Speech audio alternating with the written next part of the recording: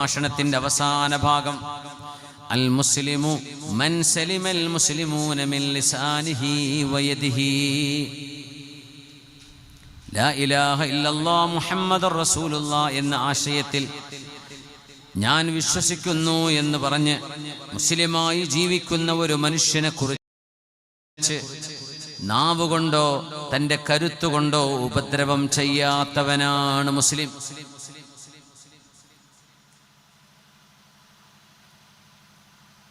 നാവുകൊണ്ട്, വയദിഹി സ്വാധീനം കൊണ്ട്, കരുത്തുകൊണ്ട്, കൈകൊണ്ട് ഉപദ്രവം ചെയ്യാത്തവൻ. ഒരു മുസ്ലിമിനും അവനിൽ നിന്നൊരു ഉപദ്രവം ഉണ്ടാവാൻ പാടില്ല. ഒരു മനുഷ്യർക്കും ഉണ്ടാകരുത്, ഒരു മുഅ്മിനിന് പ്രത്യേകിച്ചു. മേക്കെട്ട് കയറാൻ ആരും കിട്ടുന്നില്ല. ഇപ്പൊ കിട്ടുന്ന മുഅ്മിനീങ്ങളൊക്കെ മേക്കെട്ട് കയറാൻ. അതിൽ തങ്ങന്മാരുണ്ടാവും, ഉസ്താദന്മാരുണ്ടാവും, സാധാരണക്കാരുണ്ടാകും, പണ്ഡിതന്മാരുണ്ടാകും. മുസ്ലിം എന്ന കാറ്റഗറിയിൽ നിന്ന് പുറത്തു പോകും. നമ്മൾ ആലോചിക്കേണ്ടത് ഗൗരവമാണ്. സുന്നത്തെ ജമാഅത്തൊക്കെ പിന്നെ ബാക്കിലേ വരുള്ളൂ. ആദ്യം കിട്ടേണ്ടത് ഇസ്ലാമാണ്. ഇസ്ലാം നഷ്ടപ്പെട്ടു കഴിഞ്ഞാൽ, ആ ലേബിൾ നഷ്ടപ്പെട്ടു കഴിഞ്ഞാൽ പിന്നെ എന്താ ഉണ്ടാവുക? അതുകൊണ്ട് നമ്മുടെ വാക്കുകൾ ശ്രദ്ധിക്കണം, നമ്മുടെ എഴുത്തുകൾ ശ്രദ്ധിക്കണം. പഴിചാരലുകളും ആക്ഷേപങ്ങളും ഇകഴ്ത്തലുകളും കളിയാക്കലുകളും മുസ്ലിം നിർത്തണം. അതിന് മുതിർന്നവർ വഴി കാണിക്കുന്നവരായി മാറണം. പണ്ഡിതന്മാർ ആ ഒരു ദൗത്യം ഇവിടെ നിർവഹിക്കണം. സാധാരണക്കാരെക്കാളും പണ്ഡിതന്മാർ അധപ്പതിച്ചു പോകരുത്. വിവരമുള്ള ആളുകൾ അധപ്പതിച്ചു പോകരുത്. മുതഅല്ലിമീങ്ങൾ അധപ്പതിച്ചു പോകരുത്. ദീൻ എന്ന് പറയുന്നത് ഒരു അമാനത്താണ്. ഒരു തലപ്പാവ് എന്ന് പറയുന്നത് ഒരു വെള്ള കഷ്ണം മാത്രമല്ല. തലപ്പാവ് എന്ന് പറയുന്നത് ഒരു അമാനത്തിന്റെ അടയാളമാണ്. ആ അമാനത്ത് അറിയില്ലെങ്കിൽ അത് താഴെ വെക്കണം. അൽ മുസ്ലിമു മൻ സലിമൽ മുസ്ലിമൂന മിൻ ലിസാനിഹി വയദിഹി. ഒരു മുസ്ലിമിന് പോലും നിങ്ങളുടെ നാവുകൊണ്ടോ നിങ്ങളുടെ സ്വാധീനവും നിങ്ങളുടെ കരുത്തും കൊണ്ടോ നിങ്ങളുടെ എഴുത്തുകൊണ്ടോ ഒരു മുസ്ലിമിന് വേദനിക്കാൻ പാടില്ല. അന്യായം ചെയ്യരുത്, ഇകഴ്ത്തലുകൾ ഉണ്ടാകരുത്, അഭിമാനം ഇടിച്ചു തകർക്കുന്ന വാക്കുകൾ പറയരുത്. പുണ്യനബി തങ്ങളുടെ അറഫ പ്രഭാഷണമാണിത്. അവസാനത്തെ വിടവാങ്ങൽ പ്രസംഗമാണിത്. 23 വർഷത്തെ ദഅവത്ത് കഴിഞ്ഞിട്ട് പുണ്യനബി ചോദിച്ചു, ആരാണ് മുഅ്മിൻ എന്ന് ഞാൻ പറഞ്ഞു തരട്ടെയോ? അൽ മുഅ്മിനു മൻ അമിനഹുന്നാസ് അലാ അംവാലിഹിം വ അൻഫുസിഹിം. ഒരു മുഅ്മിൻ എന്ന് പറയുന്നത് മറ്റു ജനങ്ങൾക്കെല്ലാം ആ മനുഷ്യനിൽ നിന്ന് ഈ ജനങ്ങളുടെ സമ്പത്തിനോ ശരീരത്തിനോ ഒരു ഉപദ്രവവും ഉണ്ടാവുകയില്ലെന്ന് ആരെക്കുറിച്ചാണോ നിങ്ങൾക്ക് സുരക്ഷ തോന്നുന്നത്, അയാളാണ് മുഅ്മിൻ. ഒരു വ്യക്തി, ആ മനുഷ്യൻ എൻ്റെ സമ്പത്തോ എൻ്റെ ശരീരമോ എൻ്റെ അഭിമാനമോ ഹനിക്കുകയില്ലെന്ന് അയാളെക്കുറിച്ച് നിങ്ങൾക്ക് ബോധ്യമുണ്ടെങ്കിൽ ആ മനുഷ്യനെ നിങ്ങൾക്ക് മുഅ്മിൻ എന്ന് വിളിക്കാം. നമ്മളാരും ആരുടെയും ശരീരത്തിനോ അഭിമാനത്തിനോ സമ്പത്തിനോ കളങ്കമുണ്ടാക്കുന്നത് ചെയ്യരുത്, പറയരുത്. ഉഹദ്ദിസുകും അനിൽ മുഹാജിർ. മക്കയിൽ നിന്ന് മദീനയിലേക്ക് ഹിജ്റ പോയവരാണ് മുഹാജിറുകൾ എന്ന് നമുക്കറിയാം. എന്നാൽ ഖിയാമത്ത് നാൾ വരെ നിലനിൽക്കുന്ന ഒരു ഹിജ്റയുണ്ട്. അത് മക്കയിൽ നിന്ന് മദീനയിലേക്ക് പലായനം ചെയ്തവർ മാത്രമല്ല. അൽ മുഹാജിറു മൻ ഹജറ സയ്യിആത്ത്. തിന്മകളെ വെടിഞ്ഞവരാണ് മുഹാജിറുകൾ. കൂട്ടുകാർ ലഹരി ഉപയോഗിക്കുമ്പോൾ എനിക്കത് വേണ്ടെന്ന് പറയുന്നവർ അല്ലാഹുവിന് വേണ്ടി ഹിജ്റ ചെയ്തവരെ പോലെയാണ്. എല്ലാവർക്കും ഗേൾ ഫ്രണ്ടും ബോയ് ഫ്രണ്ടും സർവ്വ പെൺകുട്ടികളും ബുക്കിടാണെന്ന്. അതാ പ്രശ്നം. കല്യാണം ആലോചിച്ച് തന്നാൽ ബുക്ക്ഡ്. അതാരും പെരക്കാർക്കും അറിയില്ല. ചിലപ്പോൾ ഓൾക്ക് തന്നെ മൾട്ടിപ്പിൾ ബുക്കിംഗ് ഉണ്ടാവും. എനിക്കത് വേണ്ട, എനിക്ക് ഹലാലിലൂടെ അള്ളാഹു അനുവദിക്കുന്ന എൻ്റെ മാതാപിതാക്കളുടെ പൊരുത്തത്തോടെ എൻ്റെ ജീവിതത്തിലേക്ക് വരുന്നൊരു ഭർത്താവാണ് എൻ്റെ ബോയ് ഫ്രണ്ടും എൻ്റെ ഫ്രണ്ടും എൻ്റെ കാമുകനും എൻ്റെ ഭർത്താവായിരിക്കണം എന്നാഗ്രഹിക്കുന്നൊരു പെൺകുട്ടി ഹിജ്റ ചെയ്തവളെ പോലെയാണ്. ആൺകുട്ടികൾ അങ്ങനെയാണ്. ഇഷ്ടംപോലെ ഫ്രണ്ട്സ്, 1, 2, 3, 4, 10. എല്ലാവർക്കും ഐ ലവ് യു മെസ്സേജുകൾ.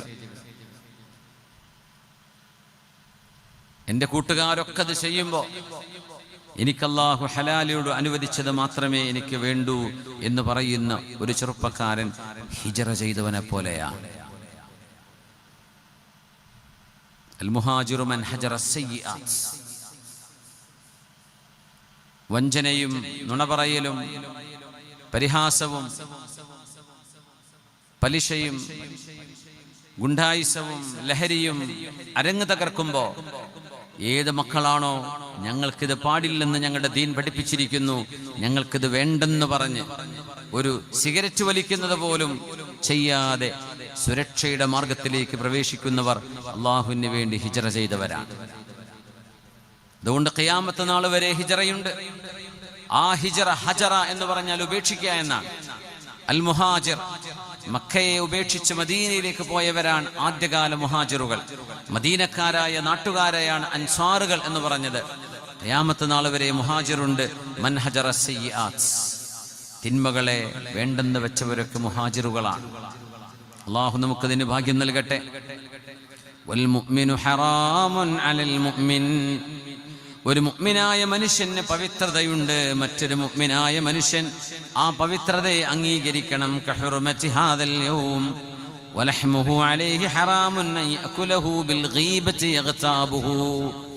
റസൂൽ പറയാൻ, ഹബീബ് എത്ര തവണയാണ് ഈ ആവർത്തിക്കുന്നത്?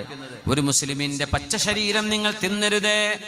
യഗ്താബുഹു, ഗീബത്ത് പറഞ്ഞിട്ട്. ഗീബത്ത് പറയുന്നത് ഒരു മനുഷ്യൻ മോശമാണെന്ന് ആ മനുഷ്യന്റെ മുമ്പിലല്ലാതെ പറയും. മുമ്പിൽ പറഞ്ഞാൽ അത് കുറ്റമാണ്. മുന്നിലല്ലാതെ ബാക്ക് എന്ന് പറയാ. മുമ്പ് കണ്ട നല്ല മനുഷ്യനാണ്, ഓ നല്ല വലിയ ആളാണ്, ആളെ കാണുന്നില്ലെങ്കിൽ ആള് മഹാപോക്കാണെന്ന് പറയാ. ഇതാണ് ഗീബത്ത് എന്ന് പറയാ. ഇതൊക്കെ മൂല്യച്യുതിയാണ് എന്ന് നമ്മൾ മനസ്സിലാക്കണം. എല്ലാറ്റിനും അങ്ങോട്ട് നമ്മൾ തലകുനിക്കേണ്ട. തെറ്റുകൾ തെറ്റുകളായിട്ട് ഈ ഉമ്മത്ത് മനസ്സിലാക്കണം. ഈ ഉമ്മത്ത് ബസീറത്തിന്റെ ഉമ്മത്താണ്. ഈ ഉമ്മത്തിന് ഉൾക്കാഴ്ച വേണം. പുണ്യനിബിതങ്ങൾ മാ അഹല്ലഹു ഹലാലുൻ വമാ ഹറമഹു ഹറാം. പുണ്യനിബിതങ്ങൾ ഹലാൽ എന്ന് പറഞ്ഞത് ഹലാലാണ്, അവിടുന്ന് പാടില്ലെന്ന് പറഞ്ഞത് പാടില്ലാത്തതാണ്. അതാര് ചെയ്താലും അത് തക്ബീറല്ല വിളിക്കേണ്ടത്. തെറ്റുകൾ തെറ്റുകളാണെന്ന് കണ്ണു തുറന്ന് മനസ്സിലാക്കാനുള്ള തന്റെ ഇടം വിവരമുള്ള ആളുകൾക്ക് വേണം. ഇത് മുത്ത് റസൂലിന്റെ ഉമ്മത്തികളാണ്. ഇതിനെ പിച്ച് ചീന്താൻ എളുപ്പമാണ്, അതിനെ സമ്മതിക്കരുത്. നമ്മളാരും പെർഫെക്റ്റ് അല്ല, എല്ലാം തികഞ്ഞവരാണെന്ന് ആർക്കും അവകാശമല്ല. നമ്മളൊക്കെ മോശപ്പെട്ടവരാ. പക്ഷേ നമ്മൾ റസൂലുള്ളാന്റെ ആ ഒരു പതാകക്ക് താഴെയാണ് നിൽക്കുന്നത്.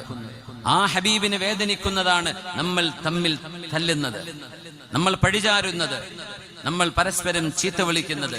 ഹബീബിന് പൊറുക്കൂല. അതുകൊണ്ട് നമ്മളത് ചെയ്യരുത്. അത്രേ പറയുള്ളൂ. നമ്മൾ മുന്തിയ ആൾക്കാരായതുകൊണ്ടല്ല, നമ്മളൊക്കെ മോശപ്പെട്ടവരാണ്. പക്ഷെ ഹബീബിന്റെ ഉമ്മത്തികൾ എന്ന നിലയിൽ ഈ ഉമ്മത്തിനൊരു ബറക്കത്തുണ്ട്, ഒരു ഹുർമത്തുണ്ട്. ആ ഹുർമത്തിനെ നമ്മൾ പിച്ച് ചീന്തരുത്. പുണ്യനബി ഞങ്ങൾ പറയാ, ഗീബത്ത് പറഞ്ഞുകൊണ്ട് നിങ്ങൾ ഒരു മുസ്ലിമിന്റെ ശരീരം തിന്നരുതേ. വഅർദുഹു അലൈഹി ഹറാമുൻ അൻ യദ്ലിമ. അല്ലാഹുവിന്റെ ഹബീബിന്റെ വാക്കുകൾ നോക്കണം. അവസാനമായി സമ്പത്തുമായി ബന്ധപ്പെട്ട ഒരു പ്രഖ്യാപനം കൂടെ തങ്ങൾ ചെയ്തു. കുല്ലു റിബൻ മിൻ റിബൽ ജാഹിലിയ്യതി മൗദൂ. എല്ലാ പലിശ ഏർപ്പാടുകളും ഞാനിതാ എൻ്റെ കാലിൻ്റെ താഴെ ചവിട്ടി താഴ്ത്തുകയാണ്. പലിശ ഏർപ്പാടുകളെന്നുണ്ടായിരുന്നു, പക്ഷേ പലിശ ഇടപാടുകൾ ഇസ്ലാം നിഷിദ്ധമായി എതിർത്തു. അത് പാടില്ല. മനുഷ്യനെ ചൂഷണം ചെയ്യരുത്. ഒരു മനുഷ്യൻ കുടുങ്ങിയാൽ ആ മനുഷ്യൻ നിങ്ങൾ സഹായിക്കുക. ആ സഹായം കടമായിട്ട് കൊടുക്കാം, ദാനമായിട്ട് കൊടുക്കാം, സ്വതക്കയായിട്ട് കൊടുക്കാം. ആ ദാനം നിങ്ങൾ ഒരു കടമായിട്ടാണ് കൊടുത്തതെങ്കിൽ ആ കടം തിരിച്ചു കിട്ടുന്നത് വരെ നിങ്ങൾ ആ ചെയ്ത എമൗണ്ട്, കൊടുത്ത എമൗണ്ട് ഓരോ ദിവസവും ദാനം ചെയ്ത കൂലി അള്ളാഹു നിങ്ങൾക്ക് തരും. പിന്നെ വാങ്ങിക്കുന്നവൻ തിരിച്ചു കൊടുക്കണമെന്ന ഉദ്ദേശത്തോടെയും നിയ്യത്തോടെയും മാത്രം വാങ്ങിച്ചാൽ മതി. പലിശക്ക് കൊടുക്കരുത്, പലിശക്ക് വാങ്ങിക്കരുത്. നിർബന്ധിതാവസ്ഥയിൽ ചില ആളുകൾക്ക് പലിശക്ക് വാങ്ങിക്കേണ്ടി വന്നേക്കാം. അതവരും പടച്ചവനും അറിയുന്ന വിഷയമാ. പക്ഷെ കൊടുക്കുന്ന ഒരു മനുഷ്യൻ ചെയ്യുന്ന കുറ്റം ഭയാനകമായ കുറ്റമാണ്.